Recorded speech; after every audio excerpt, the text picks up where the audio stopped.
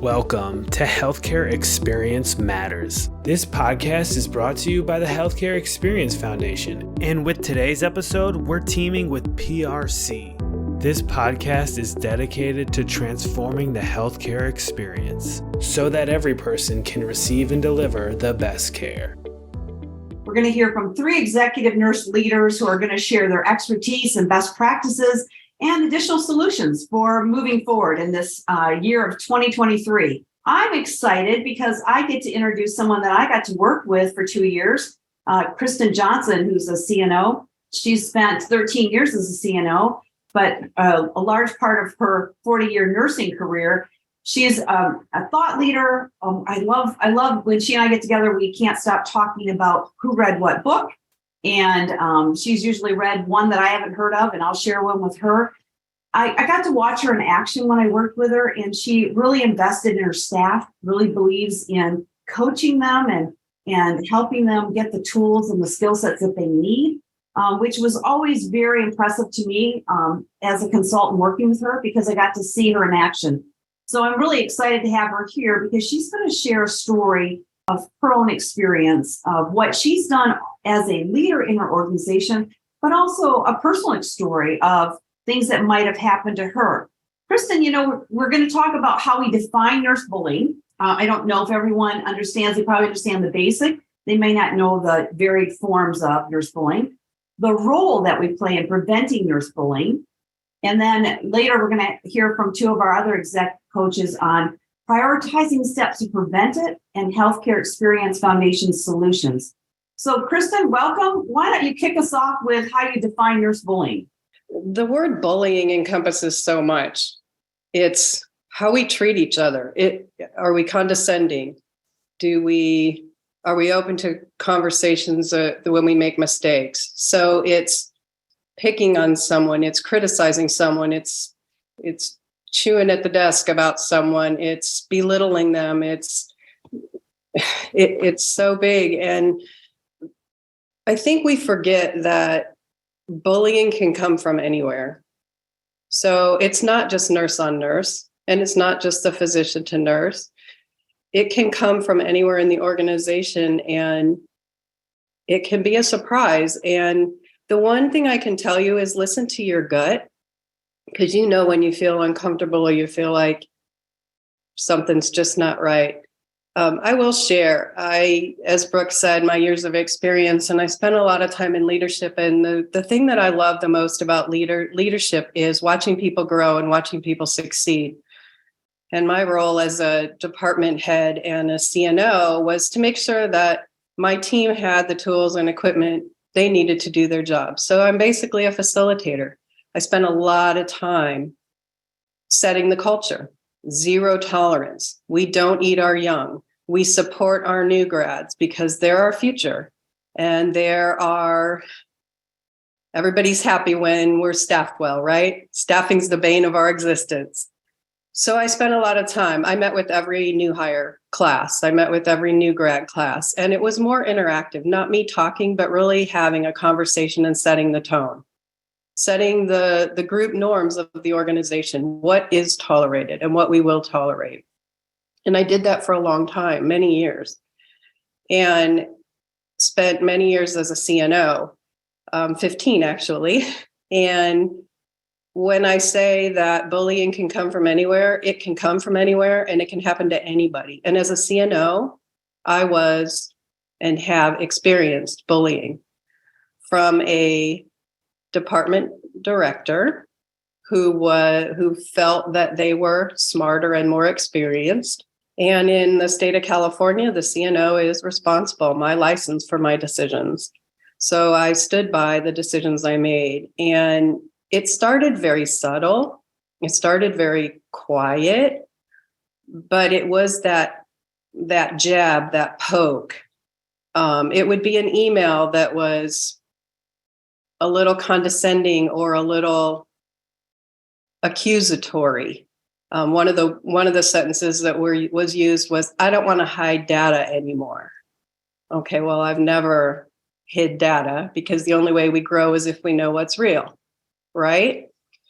And it started to grow. And I've got a strong faith. My philosophy is to take the high road, to lead by example, to model behaviors. So I kept doing what I was doing, and I had informed the CEO and kept moving forward. And little by little, it kept happening. And to the point of blatant insubordination, when this person wanted to do something and it wasn't the right solution for the organization and was told no. And the emails got more heated. A formal complaint was filed. A full investigation was completed by the local HR and the regional HR, and absolutely no credibility of the accusations, no findings. But it continued. And it's hurtful. Sure. And it's surprising. And when you go through your entire career, 38 years, and now all of a sudden you're experiencing a bully, it's difficult. And as a leader, people are watching you. So watching what you say, watching what you do, watching how you handle situations. So it's always trying to be professional. Mm-hmm. And but it's heart-wrenching. So all of you that are on this call that have experienced bullying completely understand and know that it's happening. And I am really passionate and excited to be on this call because it has to stop. We are better. We are better than this, and we have the opportunity to make it a better place. Well, Kristen, the interesting part is I think people have a view of bullying. They think it's one way. They don't ever think that it could be somebody sabotaging your job, that that's another form of bullying, and that's what you experience. And nobody has a career as long as you do and as robust as you do, and to have your legacy at the end go down this path. And I admire you for your vulnerability right now. And I admire you you always did take the high road. That's why I think you and I became such great friends. But when you look back over some of the things you did, is there anything you would advise our audience today that you wished you had done differently, or that you wished you had done right off the bat when you recognized this was occurring to you? So 2 things that I did do is I did have a conversation with the person. Both times she reported to me in part of her role and the CEO in part of her role. And I had a conversation. I'm a direct hitter, so I'd rather go to the source. The rumor and gossip stuff drive me crazy. So go to the source. Had a conversation with her. The conversations went well, but the situation continued. The one thing I wish I really would have done is I wish I would have gone to HR and filed a formal complaint, and I didn't, because I really felt like as long as I was leading by example and I was taking the high road and my CEO was listening, we would make it through. And that is not what happened. I don't think the outcome would have changed even if I had gone to corporate HR, but I think they needed to know formally what was happening in the organization. Yeah, and a lot of stress is being experienced while this is all occurring, because it's a time waster. You're not getting work done when you're distracted by something that's occurring on a regular basis. So, and I'm sorry, Brooke. And many of you are on the call have experienced the 2 years of COVID, and fear is a huge driver, and fear supersedes your conscious critical thinking. And I didn't want to get there. I wanted to continue to be a strong leader and to be a critical thinker. And when people are afraid, they're not making the best decisions, and they're not the best supporter. Yeah. The one thing about bullying is that we don't forget it. It's attached to a lot of emotion. Like I said, it's time consuming, and it drains us. And so in a workplace that we want to continue to have our employees feel valued and feel important and connected, it's really important that we look at opportunities to not only set new norms, but also look at the zero tolerance of what it looks like. I probably wouldn't have thought of intimidation being part of bullying, or humiliating somebody in a meeting, or sabotaging them. I wouldn't have thought of that as bullying. I might have labeled it differently, because I always thought of the bully as the big guy on the playground that's going to punch you in the mouth. That's kind of how we grew up to think of it, but we know it takes on many forms.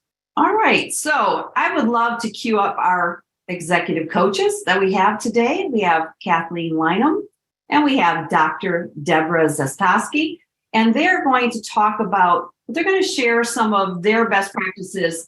Kathleen Lyman has been in healthcare for a very long time. We've got 45 years experience in being a nursing officer and executive coach.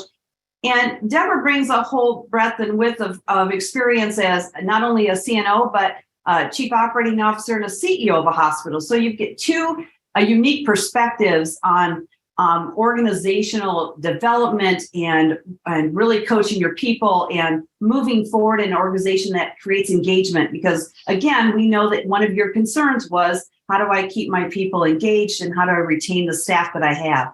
So I'm going to cue this up with Kathleen. When you work with clients, what is one of the first things that you assess when it's in regards to bullying in the workplace? Well, first of all, way back in 1909 when I began, and let me just get my hearing aid and my walker out of the way here. There's a lot of things that we assess on beginning, but I thought that we would begin with starting off with, what's something you could do right now, and then talk about some of the global approaches as we move forward, because we know that, and I think on the next slide we have that, Brooke. I don't know if it's just coming up slow on my thing. We know that when we're talking about bullying, we're talking about individuals and we're talking about the culture and the organization at large. So I'd like to talk about the individual leader's responsibility. Bullying, as Kristen was saying, can be silent. It can be hidden to many leaders. It's not always overt. And what we know, though, is the physical and emotional toll is present and wears people down. So this bullying through intimidation and microaggressive behaviors and incivility that Kristen was talking about happens everywhere, and sadly happens in the Garden State Parkway, happens on the roads. We know the reactionary behavior of people. So the most important thing, a leader, and I'm talking to every nurse manager out there, every director, every chief nurse officer. First thing that we got to do is recognize there is a problem, as evidenced by our own poll right here. And what I encourage leaders to do right away when we begin doing workshops like this is go back to your group. If you're a nurse manager, go to your break room, the directors, take in your nurse managers, put up a flip chart and put that definition from the ANA on what bullying is. And, some examples. And as Kristen said, it's rude behavior, it's ignoring. Put that definition up there. Do the same poll that we just saw here. Do we think bullying's happening here in Georgia, in these different hospitals in our department? And if so, ask people to write down, what does it look like and what does it sound like? I think some of us might be surprised of the pervasiveness of these behaviors. And we do it sort of anonymously. Leave that in there, for a week or two. If we have nursing supervisors on and people who cover the weekends, take your little poll and go around from unit to unit and ask the same question, because what we want to do is peel back the layers. And I saw a number of you saying, yeah, we say, well, I'm just bringing what everybody else says, where people are afraid and reluctant to bring things forward. So we as leaders need to give them permission to do that. So first thing we want to recognize is that there is a problem. And here's what a little cue for you. And when we dive into this deeper, we talk about the types of bullies. For me, my personal experience was first with the super nurse. I came on getting my first, way back in 1909, getting my 10 o'clock meds out. Oh, my Lord. I hoped I could get them out by 1 o'clock. But those people who were efficient and effective, did they step up and help? Not for the most part. There was, let's see if this one makes it. This is the testing of our young. And the more intimidating than them were our nursing assistants. Oh, my goodness, they scared the heck out of me. And the ability to say, I really need your help on an orthopedic department was very challenging for a new nurse. So recognize the problem, get those behaviors and those actions and those words out there. And then collaboratively, the second thing we all have to do is adopt a zero tolerance. And that has to be done collaboratively. Why? Number one, because we don't want everything to go to mama. Oh, mom, another kid was bad, another child was bad. We want to bring it forward and collectively to talk about as a team, What are we going to do if someone brings forward to me an incident of bullying? And when we do that together, we can talk about how Kristen went and talked to the person directly. That takes courage and that takes skills. And so encouraging people, will go with you, but we've got to make sure that we agree on how we're going to handle this when this happens. And in many organizations, we help them create these non-negotiables where we talk about respect and communication and how we will not tolerate those behaviors. And Kathleen, I want to jump in a second, because we had a great comment where somebody said, so a lot of what you're saying too is self-awareness. And I want to bring Deborah into the conversation as well. If someone wrote in the chat that they agree, they learned from their own mistakes about joking. Some of us grew up in households where we did inappropriate joking and that was the norm. And then we get into the workplace and all of a sudden we're saying things that are offensive. And we're not even aware that comes across as threatening or intimidating. You're right. Humor can be used to diminish and decrease tension. But you're right, Brooke, humor and sarcasm can certainly cover and be very, very undermining for so many people there. So, and you're right. So the third and fourth is be responsible. Take those reports seriously. As Kristen said, don't just leave them after one report. We need to manage this up, and we need to make sure, as I'm setting at my colleague Deborah here, that we have an organizational response, that we have other things that we can be doing within this culture to reduce it. Deborah, would you take over and talk about other things that can support these individual actions? Tell me, Deborah, as a healthcare organization, what steps have you taken to prevent bullying when you were the CEO? Well, it's always a both and. As Kathleen was just describing, it begins with a personal commitment and awareness so that you're taking ownership, you're modeling and mentoring, because that is the leadership that's pervasive in the organization.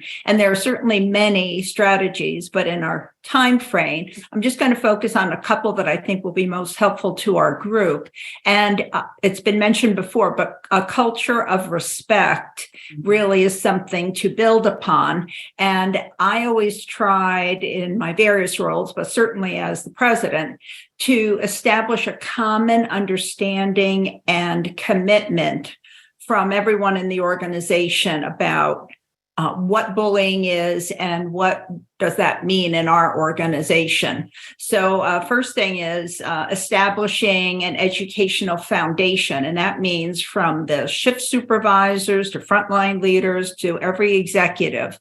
What is it that we now have a shared understanding of what this means? And what does that shared understanding then translate to behaviors about modeling, mentoring, collaborating, the whys of bullying, the signs and symptoms, the actions, those types of things. And then add to that then purposeful leadership rounding at all levels. But most critical is the senior executive rounding. It's HXF has a really strong model, but I found that was the one element that got the entire team together and made that connection to the person who was, making sure that the boilers were taken care of. It was that kind of thing. It has to be pervasive. And staff education as well. Certainly with our challenges with staffing, we can't bring people together at all times, but having some periodic together time really does help create that camaraderie, even if it's just a 10-minute huddle. And then also asynchronous learning where we can have some online learning, because again, we want that shared understanding of what bullying is like, because you're a more advanced audience. Can you imagine some of the frontline people just assuming it to be the nature of business in the organization? And thank you for saying that, because we always assume everyone's starting at the same place. And their frame of reference might not be where you want the organization to be. And so doing that, like you're mentioning, doing that great job of educating them to all get them at that level, that starting place of this is acceptable, this is not acceptable, and then moving forward. And encouraging responsibility as well, Brooke, because that whole bystander business where, people are not being accountable. They're kind of witnessing. We need them to be actively involved. And then I just have two more quick points. Establishing effective and easily accessible processes. So that means working with HR and having evidence-based systems approach so information can be gathered and people can get that dialogue going in case there's an issue and they're not as effective in getting it brought forward in their organization.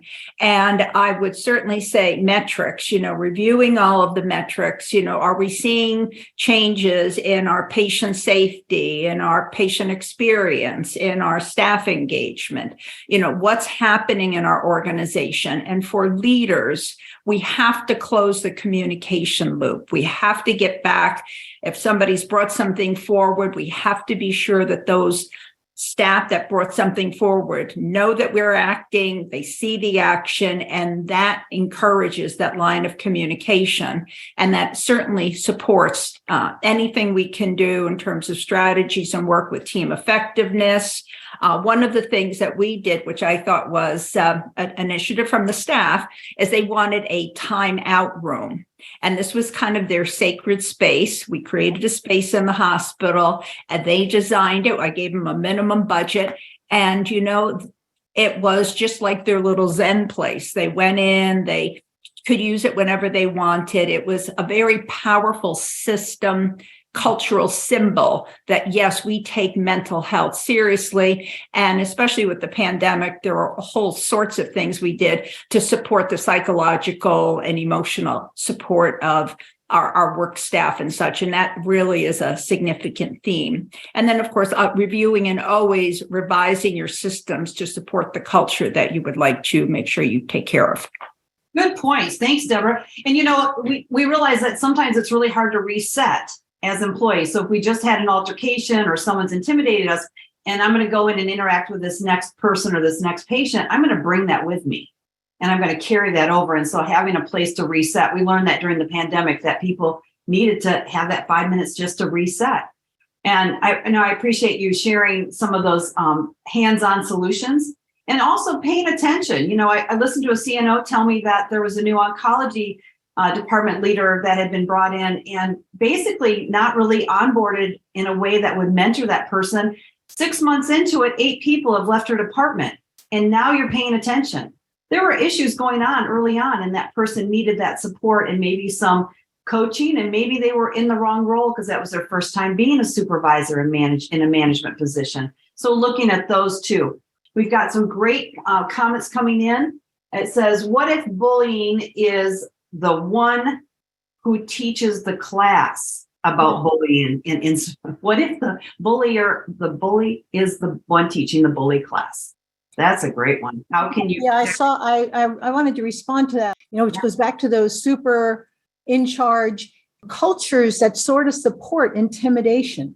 Mm-hmm. And so, Kristen had given some thoughts too about in a world where we have good levels of psychological safety, where I could feel confident to say, wow, can I talk to you afterwards? The way you responded to me, was really intimidating, and I felt condescending. That's the world where you're comfortable and confident. But what I would do is find a peer, your someone that you report to that you do have that safety with. Talk about how can I bring that feedback to that person.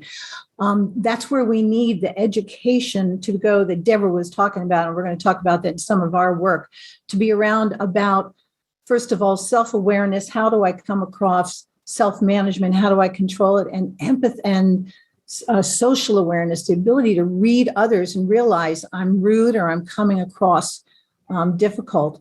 But this question we ask all the time, how confident are you that your staff are sharing all those concerns with you, is important. Yeah, you need to know that there's transparency and that they feel safe talking to you, but also it's self-awareness, which is emotional intelligence. And so if somebody who's not self-aware and doesn't have emotional intelligence, you have that person in a leadership position teaching about bullying and incivility, then you have some offsite. You have to have a one-on-one consult with that person to really help them understand how they're coming across and being perceived, and some of the things that they're saying that aren't appropriate. While we're waiting for these numbers, Brooke, when I was a CNO, I got a pillow called Bossy Boots. I was proud of that pillow until all of a sudden I realized, a little late in life there, that people were not coming to me with everything because they knew I'm a person, I'm a go-getter, I'm getting things done. And so nobody wanted to bring me the bad news consistently. And it wasn't until I directly had this conversation with my directors and said, folks, if you are not comfortable and confident giving me all of the concerns and what you don't agree with, that's a reflection on me that I'm a lousy leader, that I am not giving you the safety to do that. And it was a little hard for me to be humbled and realize that, but thank God it was early on in my career that we need to give people permission. We need to be vulnerable and share where we struggle so people can be open and honest with us. Kristen, you had something you wanted to add? I do. So I know it's hard sometimes. There's a lot of people who don't want to, have that conversation right out of the gate. But we all know that if we don't address it, it's not going anywhere. And many of you on the chat can say, out of sight, out of mind does not work. Mm-hmm. What I do want to share is we have to be open to feedback and we have to be open to listen. And I know it's not easy as a leader. You're responsible for your department. You own it. You care about the people that work there. You care about the patients. But if you're not listening and you aren't open to that conversation, any conversation in the unit, anything from simply we don't have the right IV start kits or this tubing isn't working to this doctor's being nasty. And if you're not listening, people will stop talking. And there's no way that you as a leader, regardless of where you sit in the organization, can make change when you don't know where your opportunities are. And it's probably one of the hardest things to hear as feedback, but it's the only way we can grow, and it's the only way our departments can grow, and it's the only way our organization can grow. Right. And you have to know that when you have built those relationships and you have that connection, those conversations will be shared in a positive format, right? Even if it's something we don't want to hear, we won't take it personal. It's not going to cut to the core of who we are. So your poll came back with 9% of you are very confident that your staff are sharing all their concerns with you. So there's a room for improvement when it comes to transparency and self-awareness and feeling safe and telling you what they're experiencing and what's happening. And that also contributes to nurse retention and people staying in the organization, because we know the number one reason people leave their job is their immediate supervisor. It's all about relationships. It's really all about connection and relationships. We'll go to the nth degree for the team that we really are, we love and care about and want to be there for. The team we don't care about, we'll call off and not show up because I don't care, right? So what can we do to help our experts, Deborah and Kathleen? I'll begin if it's okay with Deborah there. So how do we help? And this is, we have a lot that we can offer. But as coaches, when we work with organizations, first of all, we work in collaboration with the individuals, the leadership, the organizations. That's our first responsibility, to support you and work with you, what you're doing, where you are. The second thing is, go back to the old nursing process. We begin with assessing. We assess by listening, by observing, by understanding what's going on. As Deborah talked about, there's reports out there that'll give you an idea if you've got problems, your employee engagement reports, your patient safety surveys, your trend in how many people are leaving, the turnover. We know when we come on board, there's two buckets of work that needs to be done, that usually needs to be done, where bullying kind of thrives. It's the culture, which i.e. the leadership of the organization, and then the disempowered or empowered employees. And so what we have learned is those cultures that embrace a culture of collaboration, a culture of compassion, a culture of patient safety, their foundation is built on emotional intelligence. And so looking at the leadership team, when we hear Kristen's story about her issue there, she may have had strong EI, but if the skills are not equally and fairly spread in an executive team, it filters down. If we're in an organization, organization that is all about achieving goals and achieving objectives and get those outcomes out there on that timetable, then we have a greater opportunity of the kindness and the compassion and good emotional intelligence falling through. So we begin with, and we can do this online in sessions like this, in virtual workshops, or train the trainer. First of all, how to recognize and reduce bullying. We talk about it. It's overt and it's covert. There's many different kinds. It's called a number of different things. Incivility, that the microaggressions. We go into deep depth about what does the culture of safety, collaboration, and compassion look like. Our work in diversity, equity, and inclusion all filters into this, right? Bullying, we know, has occurred in diverse situations all around. So we have different forums and venues that we can offer you this. In fact, so typically our education is in these two ways. In fact, we were doing an education 2 weeks ago, Brooke, down in North Carolina, on a culture of patient safety. And throughout the work of the day came through the difficulty bringing up near misses or sharing with someone where we think there's a problem in the process. So psychological safety was really missing. And what came out was the overt incivility, the microaggressive behaviors. And so we, as our goal and our objective as a leadership development organization, is to give staff, frontline staff, managers, directors, executives, the tools, the skills, and the confidence to combat this and develop things like nurses as allies, not as bullies. So these are just a cadre of all the different forums that we provide education. But honestly, as most of the research shows, education is probably the most important thing to begin there. Yeah, and and I know that we can do, even Deborah, when you were CEO of your organization, we can say the same thing, but bringing in a team to say it for us sometimes adds that depth and breadth that we're looking for in an organization, because then it just reinforce what needs to be said. And we can also do an assessment to say, here's where you are, because sometimes our view of our organization is the only organization we've ever worked at. And so we don't know anything outside our own four walls of, no, this isn't the norm. This is what's exceptional. Kristen, you had a point you wanted to share?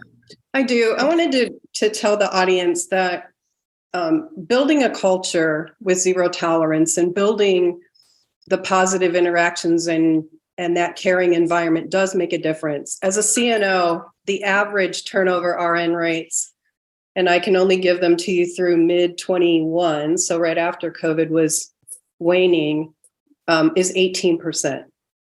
My turnover rates in my organization were 15 to 17% year over year. We had a very low turnover rate. We had very successful onboarding programs. Our employee engagement scores were in the 4s out of 5, and the patient experience was on the upward trend. I started when I got there, it was a 1 percentile, and one hospital was a 50 percentile and the other one was pushing 70. So we made a huge difference. And what I'm telling all of you is there's huge opportunities, and you just take it one step at a time and find out what is the one thing you can do right now to start that culture change. And it takes a long time, 3 to 5 years to change culture. But if you're steady and you're consistent and you're leading by example, you can make a difference. Thank you, Kristen. And Deborah, did you have something you wanted to add? Just one last comment about the teaming and the new normal. I think one of the areas that we've all learned over the last several years is that we need to develop new ways of working together and designing new delivery models and systems. And I think that is a skill that people are thinking about. Well, I was a team before, but it's a new skill that needs to be enhanced and developed in order to be successful going forward. Yeah, and whenever you walked onto a unit where they are a tight-knit team and they really have each other's back and they support each other, you walk into that unit, you feel it. And they're all working in succinctly, and they're just really achieving the goal. And there's been units I walked out of going, I want to work here. I mean, I just really feel a part of that team of really caring and having each other. Teaming in the New Norm, Amy Edmondson's absolute seminal work on psychological safety and this teaming versus team is phenomenal work and reflection what Deborah's talking about what does that look like now? And we certainly need that for sure. So thank you again. I appreciate all of you for joining. We appreciate the work that you do and the job that you do. Thanks to my great team. Appreciate you. Take care. Thank you for listening to today's episode of Healthcare Experience Matters. Healthcare Experience Matters is brought to you by the Healthcare Experience Foundation, with today's episode teaming with PRC. To learn more, visit healthcareexperience.org. That's healthcareexperience.org.